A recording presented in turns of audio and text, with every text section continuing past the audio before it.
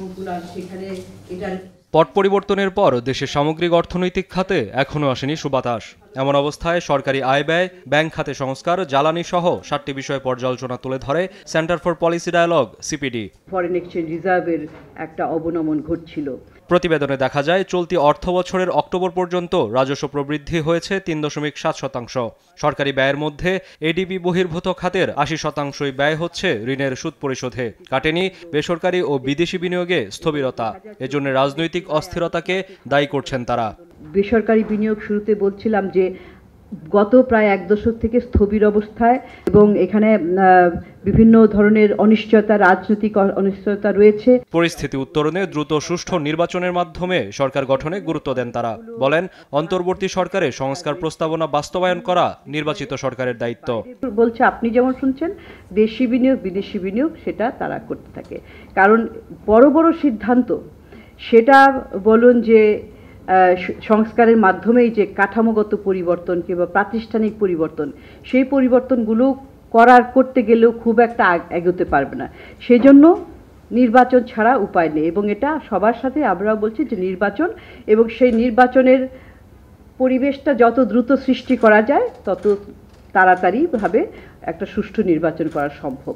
তো এটাকে দীর্ঘায়িত করার কোনো কারণ নয়। আমার মনে হয় যে টাইমলাইনটা দেওয়া হয়েছে ডিসেম্বর 2025 থেকে জুন 2026-এর মধ্যে, এই টাইমলাইনের মধ্যেই নির্বাচন হয়ে যাওয়াটা আসলে জরুরি।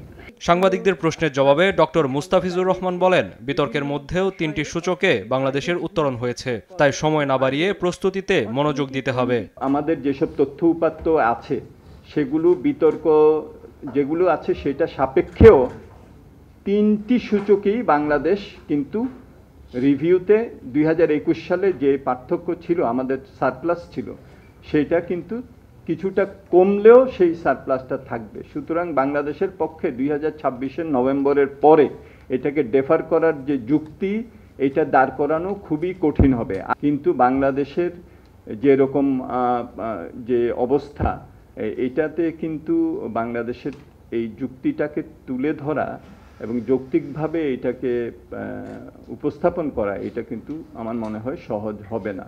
এবং আমাদের উচিত হবে হলো আমাদের যেসব কাজগুলো আমাদের করা দরকার 2026-কে সামনে নিয়ে, প্রস্তুতি আমাদের নিতে হবে।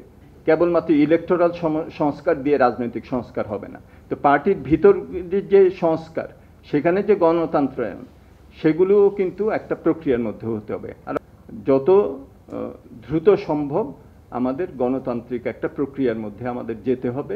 ব্যাংকিং খাতে সেপ্টেম্বর পর্যন্ত খেলাপি ঋণের পরিমাণ জাতীয় বাজেটের শিক্ষা ও স্বাস্থ্য খাতে বরাদ্দের 2.7 গুণ বেশি। সংকট কাটাতে লাইফ সাপোর্টে থাকা ব্যাংকগুলো বন্ধ এবং বোর্ড রাজনৈতিক প্রভাবমুক্ত রাখার তাগিদ সিপিডির। ব্যাংকের বোর্ডে যোগদান করা থেকে নিষিদ্ধ করা। কায়েস রাহাত, দেশ টিভি, ঢাকা।